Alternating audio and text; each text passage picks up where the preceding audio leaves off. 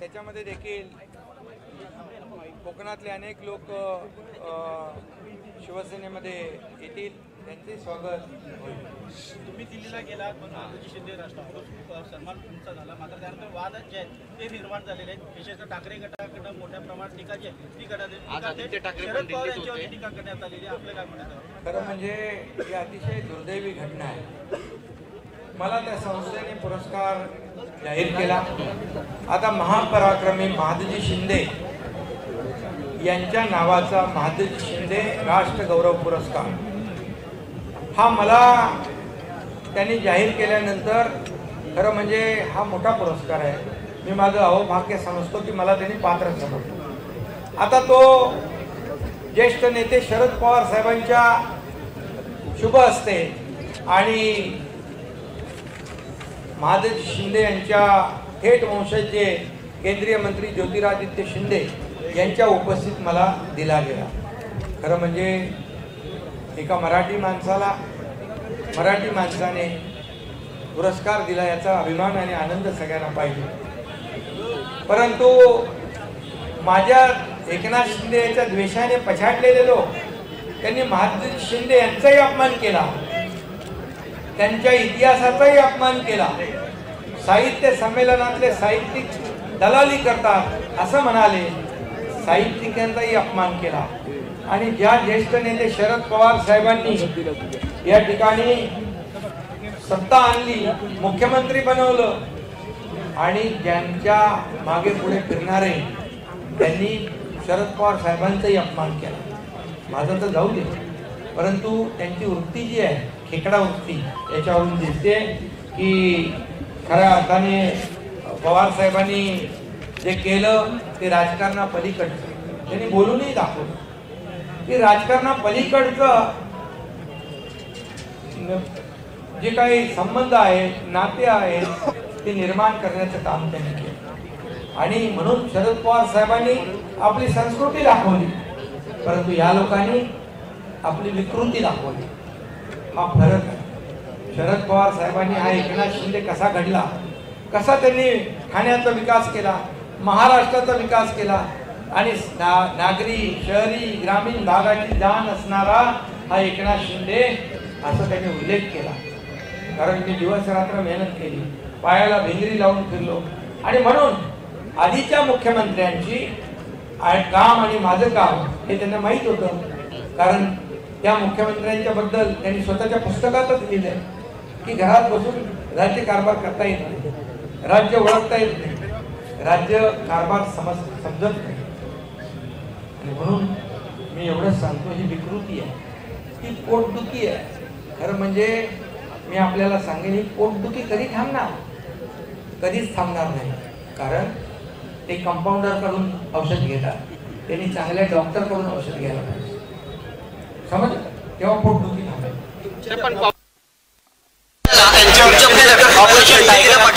ठाकरे गटाचे अनेक खासदार तुमच्या संपर्कात आहेत, त्याचमुळे आज शिवसेना आदित्य ठाकरे हा तर अविश्वास आहे. अरे आपल्या खासदारांवर अविश्वास दाखवण्याचा हा प्रकार आहे.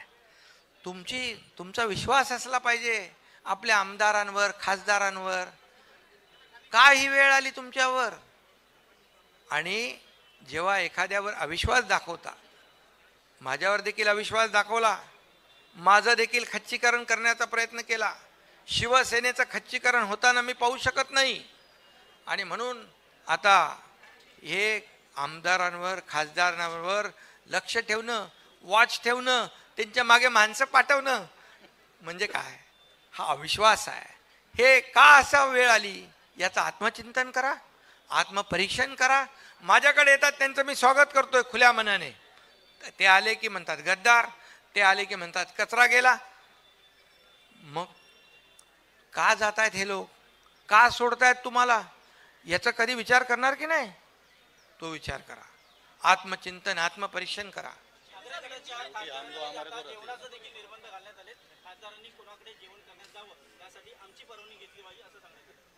चांगलं आहे, ते चांगलं आहे. कुणी काय खावं, कुणी काय बोलावं, कसं बोलावं, काय खावं याच्यावर मेनू कार्ड तयार करून दिले त्यांनी.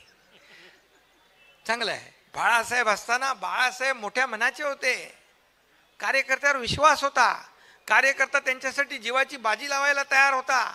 या एकनाथ शिंदे सारखे हजारो लाखो कार्यकर्ते, शिवसेनेचे आमचे नेते जे आता आहेत ते, त्यांनी देखील, मग रामदास कदम असतील, आपले अडसूळ असतील, काय कीर्तिकर असतील, अनेक आमचे नेते, आमदार, खासदार, मंत्री, जीव ओवाळून टाकायची तयारी होती. घरादारावर तुळशीपत्र ठेवून काम करत होतो आम्ही लोक. तेव्हा कुठे होते हे लोक? किती केसेस झाल्या अंगावर.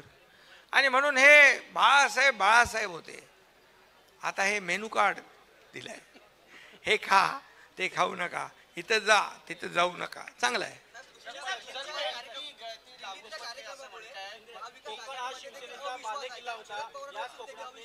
शरद पवार साहेबांवर अविश्वास दाखवणं हे दुर्दैवी आहे. शरद पवार साहेबांनी कधीही त्यांचे मित्र, त्यांनी बनवलेले तत्कालीन मुख्यमंत्री कुठं जातात, कुणाला भेटतात, काय करतात, त्याच्याबद्दल कधी आक्षेप घेतला का? कधी नाही. कारण शरद पवार साहेब हे एक परिपक्व नेतृत्व आहे, मोठ्या मनाचं नेतृत्व आहे, राजकारणापलीकडे संबंध जपणारं नेतृत्व आहे. आणि म्हणून त्यांनी याच्यामध्ये कुठलं राजकारण, एक जर पुरस्कार दिला तर त्याच्यामध्ये एवढा तिळपापड आणि जळफळाट होण्याचं कारण काय? एकनाथ शिंदेला तुम्ही पाण्यात बघा, तुम्ही रात्रंदिवस एकनाथ शिंदे ते मोगलांच्या घोड्यांना दिसायचं संताजी धनाजी, तसा मी तुम्हाला दिसतो. पण तुम्ही इतर लोकांनी पण तेच करावं असं कसं काय तुम्ही कोणाला बंधन घालू शकता?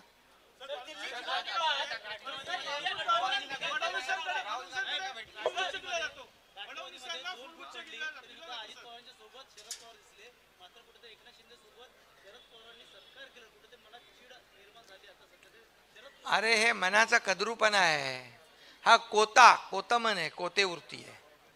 मोठं मन पाहिजे राजकारणामध्ये. कधी मी आयुष्यामध्ये बाळासाहेबांची शिकवण, दिघे साहेबांची शिकवण विसरलो नाही की कमरेखाली कधी वार केला नाही, कोणालाही अगदी पातळी सोडून कधी आरोप केले नाही, मी कधी असं वाईट कोणाच्याबद्दल बोललो नाही. तुम्ही रोज आदरणीय प्रधानमंत्री मोदी साहेबांना शिव्या देताय, त्यांना आरोप करताय. अमित शहा गृहमंत्री 370 कलम हटवलं, त्यांना शिव्या देताय, त्यांच्यावर आरोप करताय. काय चालू आहे? चांगलं आहे.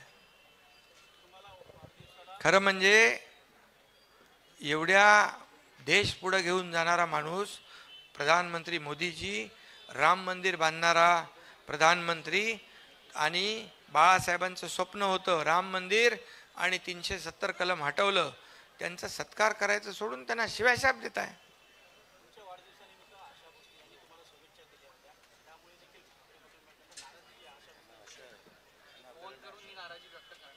आशा भोसले यांचं मन मोठं आहे, त्या 93 वर्षाच्या आहेत, त्या ठाण्याला आल्या आणि एकनाथ शिंदेच्या बद्दल चांगलं बोललं तरी पोटदुखी. त्यांना स्वतःला काही नको आहे. एकनाथ शिंदेकडून त्यांना एक आशा आहे की हा लोकांची सेवा करेल, लोकांच्या जीवनामध्ये बदल घडवण्याचं काम 2.5 वर्ष केलं यांनी. 1,500 रुपये लाडक्या बहिणीला दिले, ही त्यांनी जुनी आठवण काढून केली की एक वेळचं जेवण त्या जेवायच्या. हा त्यांचा मोठेपणा आहे. आणि इकडे तर कोतेपणा आहे. त्यांच्यावर नाराजी व्यक्त करणं, त्यांना काय फरक पडणार आहे आशाताईंना? सर, आदित्य ठाकरे राहुल गांधी और अरविंद केजरीवाल को मिलने दिल्ली गए हैं, बिखरा हुआ इंडिया गठबंधन क्या? अरे भाई वो किसको मिलते हैं वो उनका सवाल है. कौन किसको, हम लोग तो ऐसे बोलेंगे नहीं कि इसने उसको मिलना नहीं, उसने उसको मिलना नहीं. जिसको मिलना लोकशाही में मिले. पहले तो बोलते थे क्या दिल्ली के सामने घुटने टेकते, अभी क्या करते हैं? अभी क्या करते हैं?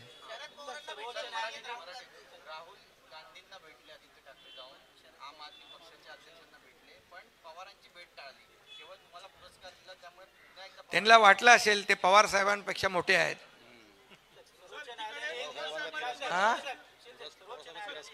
पुरस्कार मला दिल्यामुळे त्यांचा तिरस्कार करायला लागलेत. सर्वोच्च न्यायालयाने निकाल दिले की लाडकी बहीण योजना किंवा इतर ज्या योजना आहेत त्या योजना मोफत नागरिकांना मिळतात. त्यामुळे नागरिक जे आहेत ते अरे बाबा तुम्ही जरा आता लाडक्या बहिणींची योजना सुरू आहे, ती सुरू राहणार आहे सर्वसामान्य माणसाला. अरे बाबा त्या लाडक्या बहिणींनी पण आपले अनुभव कथन केलेत ना, त्यांच्या मुलांचं औषध, त्याच्या पतीचं औषध, त्यांच्या घरातल्या कुणाचं औषध पाणी किंवा काही छोटी मोठी गरज त्या 1,500 मध्ये भागवू लागल्या. 1,500 10 मैत्रिणी एकत्र येऊन एकत्र छोटा मोठा व्यवसाय करू लागल्या. शेवटी हा व्यवसायामध्ये मार्केटमध्ये पैसे येणार आणि याच्यामुळे अर्थव्यवस्थेला चालना मिळणार.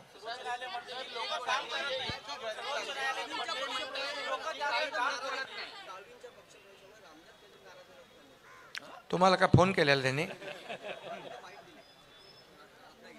खरं म्हणजे शिवसेनेचे नेते आणि शिवसेनेचे पदाधिकारी जेवढे जेवढे शिवसेनेमध्ये उबाटामधून येत आहेत त्यांचं स्वागत करत आहेत. आणि म्हणून रामदासभाई असतील, आमचे सगळे नेते असतील, शिवसेना वाढीसाठीच प्रयत्न करत आहेत. शिवसेना वाढावी, शिवसेना पुढे जावी आणि या राज्यामध्ये खऱ्या अर्थाने आज आपण पाहतोय की महायुतीचं जे यश आहे या पुढच्या निवडणुकांमध्ये देखील कायम राहावं अशाच प्रकारचा आमचा प्रयत्न आहे.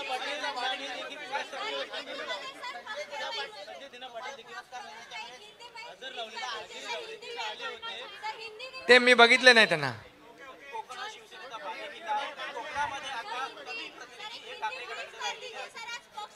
जे राहिलेत ते पण येतील. चलो ठीक आहे. इनकमिंग चालू है, चालू रहेगा. चलो ठीक है.